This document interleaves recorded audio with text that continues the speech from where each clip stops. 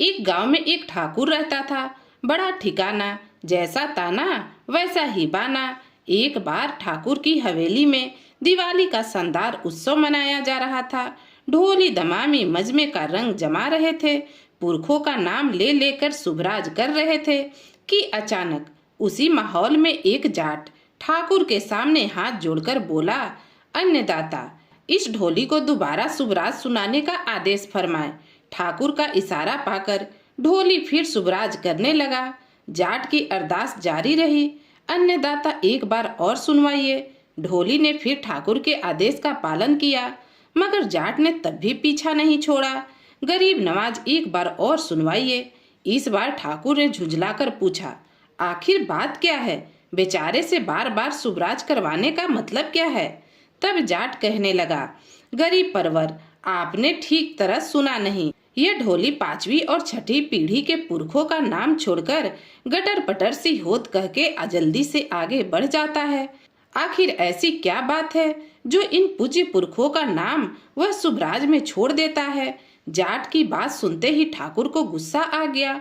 भिकुटी तान कर पूछा, क्यों बे, तूने मेरे पूज्य पुरखों के नाम कैसे टाले? तेरे दिमाग कहीं दीमक तो नहीं चाट गई? ढोली ने कहा, नहीं अन्नदाता, नाम दिमाग से निकल गए, इस कारण थोड़ी भूल पड़ गई। ठाकुर ने गुस्से में उफनते हुए पूछा, क्यों, बाजरी कड़वी लग रही है क्या? ओछे नाम से संबोधित करके ठाकुर ने एक भारी भरकम गाली निकाली और कहा, तू ढोली है या सर? मेरे पुरखों के नाम तेरे दिमाग से कैसे निकल गए? तब तो भगवान का नाम भी तू भूल जाएगा। वापस दोबारा से शुभराज कर। मैंने तो कुछ ध्यान दिया ही नहीं। ढोली ने फिर शुभराज किया और पहले की तरह उन पुरखों के नाम आते ही उसने सटर पटर सियोत कहकर शुभराज आगे शुरू कर दी। इस बार ठाकुर भी उसकी बात को भाप गया। दांत पीस कर बोला, सियार की मौत आती है तब गांव की ओर वो भागता है। तेरी इतनी हिम्मत, मुझे धोखे में रखने की गुस्ताखी की? मेरे पुरखों के नाम तुझे याद नहीं रहे? ढोली ने सहमते स्वर में जवाब दिया, अन्नदाता, याद तो रहे। ठाकुर बोला, तो फिर टाले क्यों? ढोली बोला, अन्नदाता, आप विश्वास नहीं करेंगे कि उन योद्धाओं का आज भी इतना पराक्रम है कि उनका नाम लेते ही मेरा जबड़ा चिपक जाता है, रोम रोम सिहर उठता है। ठाकुर गर्व महसूस करते हुए बोला, मेरे सामने तो उनके नाम लेकर तो देख, चिपका हुआ जबड़ा खुल जाएगा। जाट ने उसे फिर जाल में फंसाने की नीयत से कहा, उनके नाम लेकर तो देख, तेरा सारा वहम मिट जाएगा। इतना आश्वस्त करने पर भी जब वह हिम्मत नहीं बटोर सका, तब ठाकुर ने घुड़की पिलाई।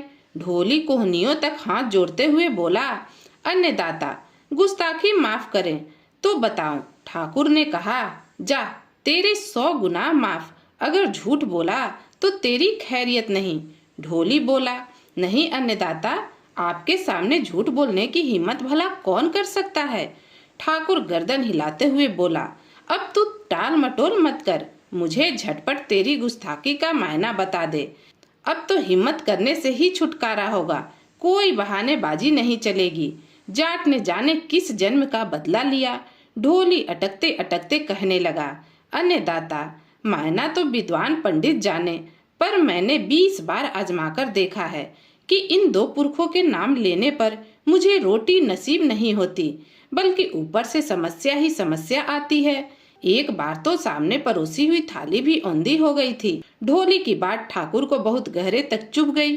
बिजली के अनुमान कड़क होते हुए बोला, क्या मेरे पुरखों की ऐसी खराब पुण्याई है? ढोली बोला, नहीं गरीब नवाज, ऐसा लांछन भरा कौन लगा सकता है? पुण्याई तो उसकी बेजोड़ी ही है, पर मेरी किस्मत खराब हो तो कोई क्या कर सकता है? जितनी बार नाम लिया, सपने में भी रोटी नजर नहीं आई। ठाकुर बोला, आज तेरे वहम का पुख्ता इलाज हो जाएगा। अपनी खास रसोई में तेरे लिए भोजन बनवाऊंगा। फिर ठाकुर ने कमादार को आदेश दिया, ढोली के लिए खीर, मालपुए, घेवर, मोतीचूर के लड्डू बनवाए जाएं। कामदार तो आदेश सुनते ही जनाने डोडी की ओर रवाना हो गया। ठाकुर ने मजाक के लहजे में कहा, यदि स्वादिष्ट पकवान खाने की मनसा थी तो पहले ही बता देता, ऐसा ओछा बहाना ही क्यों बनाया? ढोली 3 बार कोशिश करने के बाद बोल पाया, अन्नदाता भूल हो गई, इच्छा हो तो दंड फरमाए। ठाकुर ने कहा, नित्य प्रभात की वेला मेरे पूजनीय पुरखों का नाम ले लेकर शुभराज करनी होगी और तू हमेशा दोनों समय यही खाना खाना। पीढ़ियों का पुराना ढोली है, बस इतना ही दंड काफी है। उन पुरखों का पवित्र नाम सुनूं तो मुझे चैन मिले। जब दूसरा कोई दाव पार नहीं पड़ा तो उसे मजबूर होकर उनका नाम 7 बार शुभराज में साफ साफ लेना पड़ा।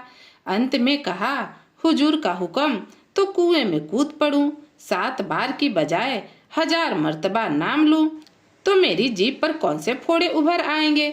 चरखी में फंसने के बाद क्या रोना और क्या रखना, ओखली में सिर दिया तो मूसल की चोटों से क्या डरना। अब जो होना था सो तो हो गया। ठाकुर और जाट तो बेहद खुश हुए, पर ढोली की आशंका नहीं मिटी। ठाकुर ने एक मेहरबानी और की। उसने ढोली से कहा कि नौकर लापरवाही करते हैं, तुम बेझिझक होकर जनाना डोडी की सांगल बजा देना और वहीं पर मिठाई खाकर जाना। फिर गढ़ में जाते समय ठाकुर ने स्वयं एक विश्वस्त दासी से कहा कि दरवाजे पर खनखनाहट सुनते ही यह दरवाजा खोल देना। दरी बिछाकर अपने हाथों से राज ढोली को खाना खिलाना। अपनी उदारता का पर्याप्त परिचय देकर ठाकुर तो भोजन करके रंग महल में सोने चला गया। वह पलंग पर लेटते ही खर्राटे भरने लगा। उधर ढोली दरी खाने में बैठा सोचता रहा कि इतने नौकर चाकर हैं, कहने तो कोई मुझे आया नहीं। मुझ जैसे लोग तो ठोकर में पड़े रहते हैं, तब जनानी डोड की साकर मैं कैसे खटखटाऊं। मशहूर है कि दाने दाने पर मोहर लगी होती है। कुछ ऐसा ही संयोग घटित हुआ कि ठकुरानी के पीहर का ढोली श्यामगढ़े आन पहुंचा। पीहर के तो पंछी और ढोल का भी ख्याल रखना पड़ता है। वह सीधा जनानी डैडी में पहुंचा और बेझिझक होकर कुंडी खटखटाई। दासी तो इंतजार करते करते ऊब गई थी। नागडसे को भूख भी बड़ी देर से लगती है। दोनों समय की कसर एक ही बार में निकालना चाहता है। इन याचक कमीनों के लाज शर्म तो दूर दूर तक नहीं होती। राम जाने हुजूर ने क्या सोचकर ऐसी हिदायत दी। फिर उसने दरवाजा खोल दिया। जिज्ञासावश बोली, बहुत देर कर दी। ठकुरानी के पीहर से आने वाले ढोली ने हाथ जोड़कर कहा, समाचार मिलते ही जैसा खड़ा था वैसा ही रवाना हो गया। दरी बिछाई गई, स्वादिष्ट भोजन से भरा हुआ थाल परोसा गया। सुबह हुई, पलंग से उठते ही ठाकुर नीचे आया। दासी सामने मिली तो ढोली को खिलाने की बात पूछी। उसने मुस्कुराकर हामी भर दी और बोली, हुजूर के कहने पर इतनी ढील हो सकती थी क्या भला। ठाकुर तनिक गर्वित भाव से खुश होता हुआ गढ़ के बाहर आया तो सामने श्रृंगार चौकी के किनारे बैठे हुए ढोली पर उसकी नजर पड़ी। ढोली से पूछा, मुंह लटकाकर इस तरह उदास क्यों बैठे हो? ज्यादा मीठा खाने से कहीं पेट तो नहीं दुख रहा? मन वश में रखना था, तुम लोगों के पेट तो शायद ही मांगे हुए होते हैं। ढोली ने खड़े होकर हाथ जोड़कर कहा, अन्नदाता, हम ढोलियों को कैसा संकोच, जरूरत पड़े तो किसी का पेट भी मांग ले। ठाकुर परिहास करते हुए बोला, फिर डटकर खाने में क्यों कमी की? तेरी बात झूठी हुई कि नहीं? ढोली ने कहा, गरीब नवाजे मीठे की बात तो दूर, मैंने तो अभी तक बासी टुकड़ा भी नहीं देखा। ठाकुर बोला, नालायक, झूठ बोल रहा है। ढोली बोला, हुजूर, आपके सामने झूठ बोलूं तो जीभ में कीड़े पड़ जाएं। ठाकुर बोला, क्या तूने अभी तक खाना नहीं खाया? ढोली ने कहा, नहीं अन्नदाता। ठाकुर को अभी भी यकीन नहीं हुआ। ढोली को साथ लेकर जनानी ढोली में आया। दासी का नाम लेकर जोर से आवाज दी। दासी तत्काल हाजिर हो गई, जैसे उसकी आवाज का ही इंतजार कर रही हो। ठाकुर ने डांट कर पूछा, हरामजादी, सरासर झूठ बोल गई। दासी ने तत्काल बेधड़क खुलासा किया, अन्नदाता, यह कभी हो सकता है भला? मैंने अपने हाथ से खाना खिलाया। फिर ठाकुर ने ढोली की तरफ देखकर कहा, बदजात, तेरी यह मजाल कि मेरे सामने झूठ बोल रहा। ढोली ने कुहनियों तक हाथ जोड़ते हुए कहा, अन्नदाता, इस दासी ने मुझे पानी तक पिलाया हो तो इसे शपथ दिलाकर पूछे। दासी ने बीच में ही टोका, तुम्हें खिलाने के लिए मैंने कब कहा? मानो काले सांप की पूंछ पर पांव पड़ा हो। ठाकुर ने गुस्से से बिलबिलाते हुए पूछा, तो फिर तूने किसको खाना खिलाया? ठकुरानी के पीहर वाले ढोली को। दासी ने जवाब दिया, उन्होंने दरवाजा खटखटाया और मैंने अपने हाथ से उनको खाना परोसा। खामखा झूठ मैं क्यों बोलूंगी। क्रोध के मारे ठाकुर से बोला तक नहीं गया। दाईं हाथ में ठाकुर ने छड़ी ओदी पकड़ी हुई थी।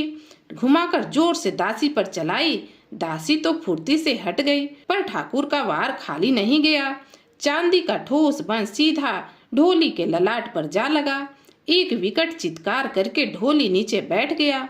लहू का फवारा छूटते ही आंखों के सामने अंधेरा छा गया। कराहते हुए बोला, मेरे भाग्य ही फूटे हैं, पुरखों के नाम में कोई दोष नहीं। ठाकुर का गुस्सा तब भी कम नहीं हुआ।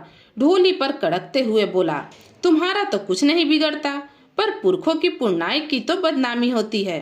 दासी घबराते हुए बोली, हुजूर, बदनामी की बात तो बाद में हो जाएगी, पहले पट्टी बंधवाने का काम करो। सारे कपड़े खून से लथपथ हो रहे हैं। ढोली का सौभाग्य कि ठाकुर को एक नई तरकीब सूझ गई। बोला, यहाँ खाने पर तो तेरा अकेला ही पेट भरेगा, घर ही खाना भिजवा आता हूँ, सारे घर वाले ठाठ से खाएंगे। फिर ठाकुर ने गाय के घी से बनी हुई मिठाइयों की बड़ी सी पोटली ढोली के कंधे पर लटका दी। ढोली ठाकुर का एहसान मानते हुए घर को चल पड़ा। गाय के घी की ताजी खुशबू से ढोली को कुछ राहत मिली। घाव की टीस भूलने की चेष्टा करने लगा। ढोली गलियारे की दाहिनी बाजू चल रहा था कि बाढ़ की ओट में दुबके डाकुओं के कानों में किसी की चलने की भनक पड़ी। बड़ा सतर्क होकर चल रहा। एक डाकू ने बाढ़ से झांका और कहा, जरूर कोई भेदिया है, इसलिए धीरे धीरे चल रहा है। शायद हाथ में तीर कमान छिपाए हुए है। कंधे पर लटकता तरकश तो साफ दिख रहा। पता चलते ही गांव में खतरे का ढोल बज जाएगा। फिर तो इस गांव में डाका डालने की नौबत कभी नहीं आएगी। मगर यह सुराग इसे कैसे पता चला? इसकी तो नाक ही काट लेनी चाहिए। यह सोचते ही 4-5 मुंडे बाढ़ से कूदे और ढोली को धमाधम पीटने लगे। गिरोह के मुखिया ने नाक काटने का आदेश दिया तो ढोली जोर से चिल्लाया, हुजूर, मैं तो राज ढोली हूँ, मुझे क्यों पीट रहे हो? एक डाकू ने कहा, ढोली है तो फिर तीर कमान की क्या दरकार? ढोली ने कहा, यह तो मेरा सारंगी है, मुझे तीर कमान से क्या लेना देना? एक डाकू ने शंका करते हुए पूछा, कंधे पर यह तरकस जैसा क्या लटका रखा है? ढोली कहारते हुए बोला, वो तो अन्नदाता ने खुद अपने हाथों से मिठाई रखी है। तब तो बढ़िया सगुन हो गया, तेरा नाक नहीं काटा तो खैरियत मना। 3-4 डाकुओं ने खुश होकर एक साथ कहा। उसके बाद सगुन मनाने की मनसा से उन्होंने मिठाई छीन ली। कमजोर होने पर भी ढोली वहां तेजी से भागा। प्राणों का डर ऐसा ही शक्तिशाली होता है। नाक पर तो 2-3 बार हाथ फेरा कि सचमुच नाक तो यहीं पर है ना, मगर ललाट का घाव वापस खुल गया। बाई का भाग्य ही खंडित हो तो पंडित क्या करे। घर पहुंचते ही सबने पूछताछ शुरू कर दी कि ऐसी दुर्गति किसने की। तब ढोली ने झुंझलाते हुए अपनी पत्नी से कहा, तुम्हें तो पूछताछ करने की उतावली है, मेरे जी की पड़ी है। जाओ, जाकर ढानी रतन भाई को जल्दी से बुला कर लाओ, उसकी मरहम पट्टी से घाव में कुछ राहत मिलेगी। रतन गरड़िए की ढोली से खूब पड़ती थी। सुनते ही ऊँट दौड़ाता हुआ आ गया।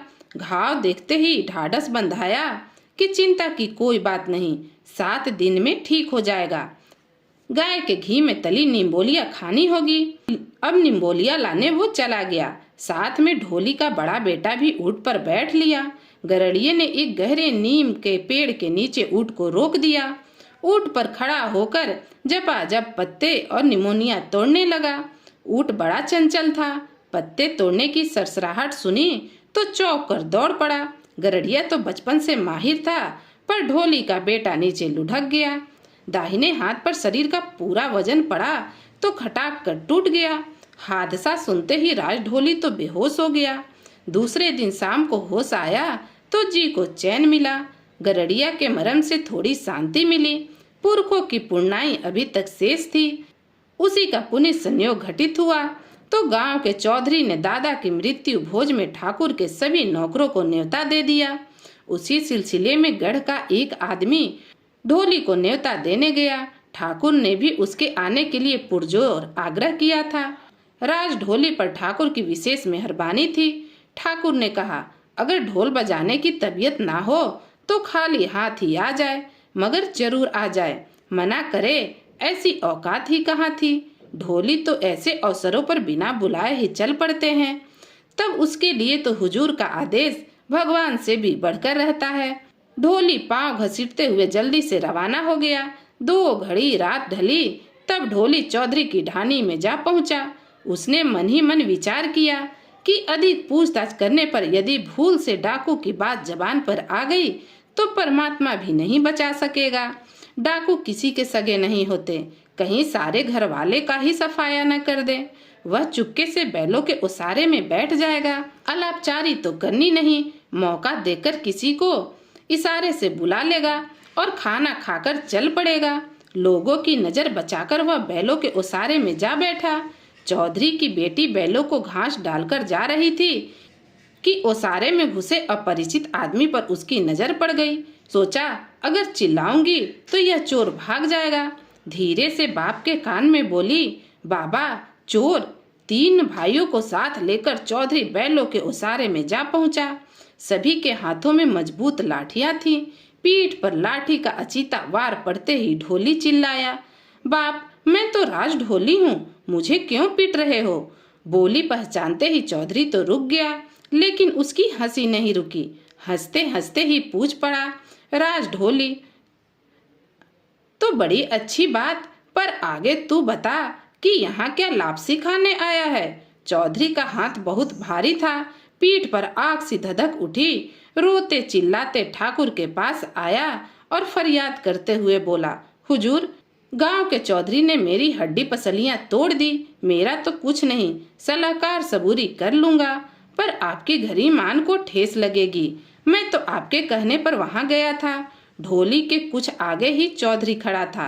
वह हाथ जोड़कर सफाई देना चाहता था कि ठाकुर को अचानक तैस आ गया। दांत पीसते हुए बोला, तेरी यह हिमाकत, तूने कोई पहली बार पुरखों का मृत्यु भोज नहीं किया। कुछ तो दिमाग ठिकाने रखना चाहिए था। मेरे बुलाए राज ढोली पर तूने लाठी चलाने की गुस्ताखी कैसे की। गांव से मन भर गया है तेरा चौधरी। चौधरी ने कहा, अन्नदाता मेरी अरदास तो सुने। ठाकुर ने बीच में टोकते हुए कहा, ते अरदास क्या खाक सुनूं। फिर उसने भली सोची ना बुरी। पुरखों के नाम की मर्यादा बचाने की मनसा से पांव की मोजड़ी निकालकर जोर से फेंकी। ठाकुर की सनक से चौधरी पूर्णतः परिचित था।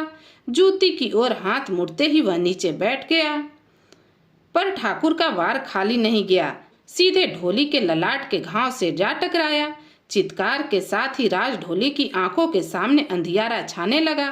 वह सिर थामकर थप से जमीन पर बैठ गया। खड़ा रहने पर गिर पड़ने की आशंका थी। आसपास खड़े लोगों ने घबराकर पूछा, क्या हुआ क्या हुआ। अब धीरज रख पाना उसके बस की बात नहीं थी। कराह को दबाकर अपने आप ही बोल छिटक पड़े, बच्चों के भागी और घरवाली के सुहाग से बच गया सो गनीमत है। घाव से रिश्ता खून उसके मुंह से टिपकने लगा तो उससे कुछ आगे नहीं बोला गया। खून का घूंट पीकर खामोश रहना पड़ा और मन ही मन कसम खाई कि आज के बाद ठाकुर के उन 2 पुरखों का नाम शोभराज में कभी नहीं लेगा। तो दोस्तों कहानी यहीं खत्म होती है। आपको यह कहानी कैसी लगी कमेंट कर जरूर बताइएगा। और अगर आप मेरे चैनल पर नए हैं तो ऐसी नई नई कहानियाँ सुनने को चैनल को सब्सक्राइब कीजिएगा। तो फिर मिलती हूँ एक नई कहानी के साथ। कहानी सुनने के लिए आप सभी का बहुत बहुत धन्यवाद।